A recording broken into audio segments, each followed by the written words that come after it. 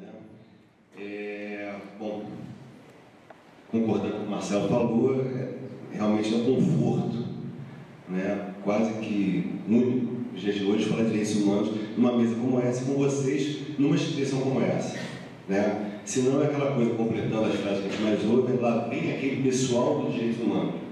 Ou então, a maior bobagem que chega a ferir as pessoas pela sua ignorância, que é: você nunca perdeu ninguém, nunca sofreu violência. É uma infelicidade, né? Um comentário como esse, mas enfim. O mais sério não é esse. Como o Marcelo falou agora, quem não é a favor de direitos humanos? O que é direitos humanos? É preciso lembrar que direitos humanos surgiram efetivamente no pós-guerra. E tem um texto que chega a ser patético, e qualquer um pode buscar no Google agora e rapidinho. É muito óbvio. Protege as pessoas de tortura, de escravidão, de execução, garante direito de defesa. Quem é contra isso? Quem é contra isso? Agora, nessa produção do medo, o Marcelo vai falando, que faz parte da engenharia da dominação, né? Que não vem de agora, que vem de longe, que fez com que nossas prisões do século XIX fossem lotadas de escravos e depois de negros e ex-escravos, numa transição para a abolição, vai só mudando a condição legal do sujeito. O sujeito a ser preso era o mesmo. Que fez com que em 1950 uma grande parte dos presos do Rio de Janeiro fossem presos por crimes que não existiam. O sujeito era preso por quê? Fez isso e aquilo. Você buscava no Código Penal, não existia aquele crime. Por quê? Ele estava preso, condenado previamente por sua existência, pelo grupo que ele fazia parte, por sua identidade cultural. E aí, como a gente já conversou aqui da outra vez, vem a abolição, república e tudo mais, vem do quilombo à favela, e você continua, né, controlando esse hoje supérfluo, né, como o Paulo fala, nas suas favelas. E garantindo, construindo essa engenharia da dominação, garantindo o quê? Garantindo que aquele cara é perigoso. E olha que inversão fantástica. Se nós formos discutir relações sociais, aquele cara se não vítima, o resultado de uma sociedade perversa e desigual. Para não vitimizar, né? Porque alguém pode dizer que eu estou defendendo vagabundo e eu vou ter que falar que eu estou falando de favelado. Ninguém falou de vagabundo ainda. Porque é esse processo também que constrói a transformação de criminoso em marginal. Porque em essência marginal é quem está à margem. A associação vai sendo automática, o que faz com que seja já visto, né? Uma vez um preso em sala de aula, eu trabalhei no presídio de 2007 a 2011, comecei em 2007, porque eu sou muito mais novo que o Marcelo, mas não comecei a trabalhar em 2007 não, gente. E um preso uma vez falou: professor, o negócio funciona assim, lá na favela, todo mundo, de um modo geral, tem um jeito de vestir, um jeito de falar, um jeito de tudo isso, mas nem todo mundo é bandido. E ele era um preso, né? O problema é que quando pisa na pista, todo mundo é visto como bandido. Então, assim, um tratado sociológico, né, simplificado que ele colocou na aula. Por quê? Porque o que está sendo perseguido não é a atitude, o evento de cometer um crime. O que está sendo perseguido e controlado é aquele grupo. E o que me preocupa nessa hora é a desistência. Marcelo falou dos supérfluos, e eu vou lançar aqui uma categoria nova, os desistidos, que é na sociedade de modo geral. Quando foi que nós desistimos dos nossos direitos básicos? Quando foi que desistimos de ter educação como direito, saúde como direito, de sermos respeitados pelo Estado? Quando foi que nos tornamos cínicos para fingir que não sabemos o que acontece em toda a favela? O que é a presença do Estado nessa favela? Quando foi? E é muito fácil falar isso aqui, porque todos conhecem, aqui muitos conhecem, muitos moram e sabem disso. E não tem distinção se é trabalhador ou se não é. Quando foi? Deixamos de saber, fingimos que não sabemos, que casas são invadidas, moradores são desrespeitados, são agredidos, muitas vezes furtados. Isso pode. O que nos faz crer que é normal termos um índice de homicídio a jovem muito grande, sendo a maioria deles jovens negros favelados? Por que é normal? Porque eram bandidos?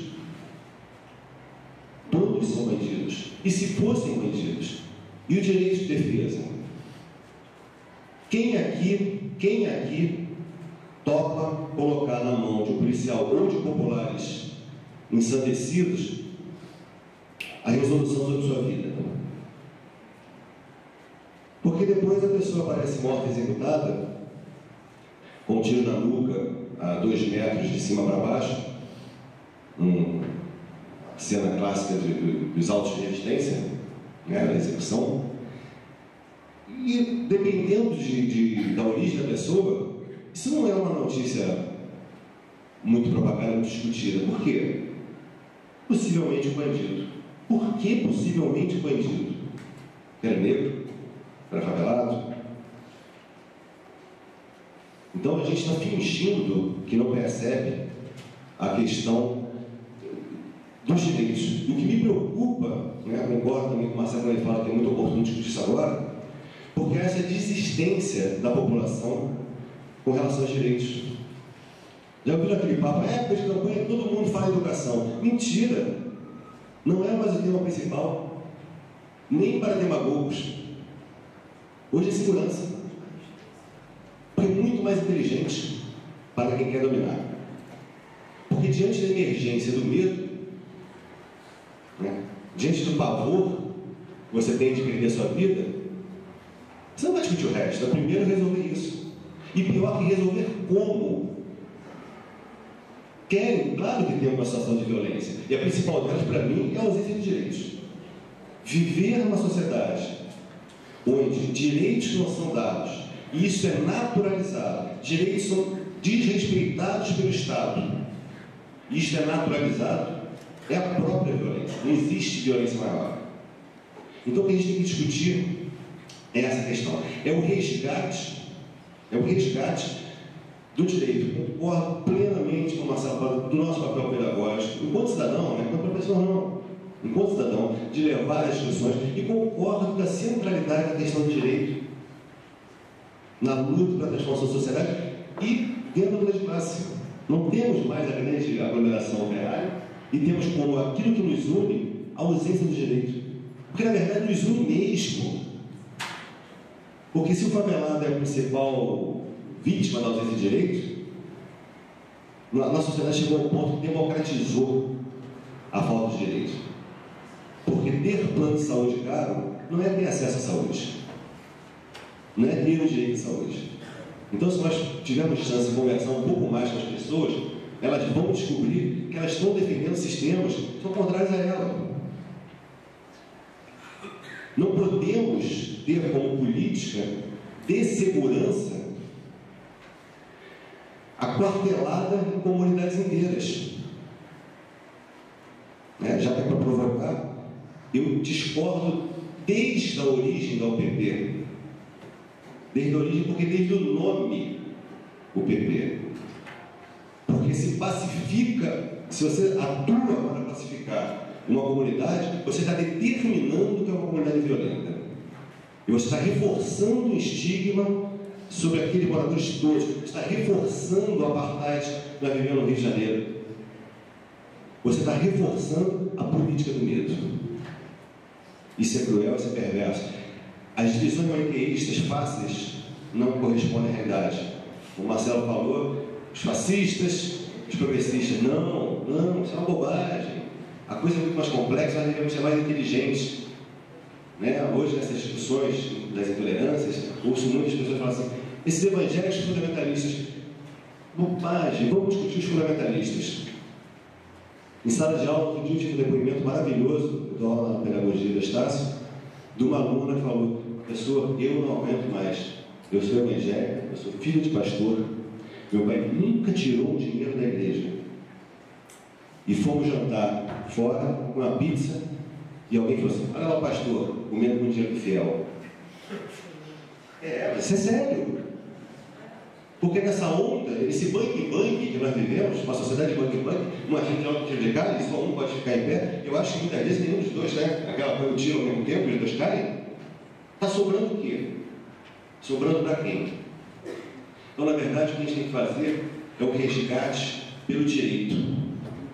Não se combate violência com atitude posterior. Execução, prisão, condenação, isso é uma atitude posterior. Não que não tenha que existir, digo, condenações, prisões e tudo mais, execução nem pensar. Nem pensar. Mas prevenção, combate, é aquilo que acontece antes. Eu gostaria de ver uma torneira aberta e as pessoas toparem ficar passando rodo embaixo da torneira sem fechar a torneira. Que é isso que a gente faz. E passar o rodo em todos os sentidos. Só que estão passando rodo na gente. E a escola tem um papel fundamental. A escola é o único aparelho público que está localizado em todos os lugares. Ainda. Porque do jeito que estão dividindo a escola também, né? Quem tem dinheiro e quem não tem dinheiro, em breve vão descobrir que aqueles prédios de escola pública não precisam ficar nas praças centrais dos bairros de classe média. Afinal de contas, quem está indo ali é o morador dali. Eles vão fazer um shopping e levar a escola para a beira da favela. Então, dentro da escola, é o principal foco de resistência a isso. E não de reprodução. A escola que não discutir isso em sala de aula, não discutir isso em seu pátio, não discutir em momentos como esse, está no mínimo silenciando uma vida de barbárie. E a principal barbárie hoje, para mim, é você ignorar que nós vivemos nessa situação.